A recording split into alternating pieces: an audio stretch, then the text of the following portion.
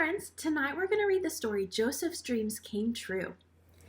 Jacob and his family were in trouble. They did not have enough food to eat. No one in the land of Canaan had enough food to eat. But Jacob learned that there was food in Egypt. So Jacob sent 10 of his sons to buy some grain. His son Benjamin stayed home.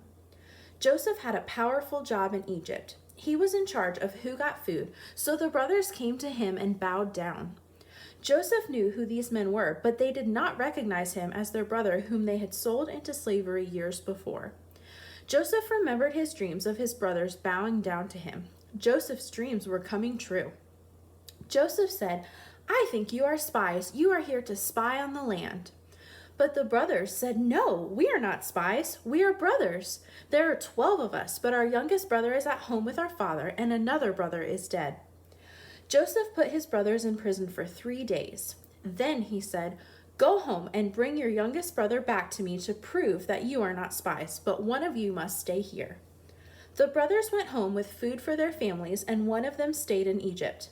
They told their father everything that had happened, and their father was very upset. "Do not take my youngest son with you," he said. "Joseph is dead, and I cannot lose another son." When all of the food was gone, Jacob asked his sons to go back to Egypt. "We can only go back if we take Benjamin with us," Judah said. "I promise to bring him home." So the brothers returned to Egypt. They took money to pay for their food, and they took a special gift for Joseph. Joseph invited all of the brothers to his home for a meal.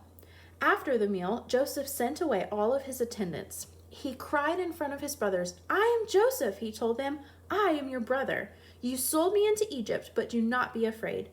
God sent me here so I could save your people, a remnant from the famine."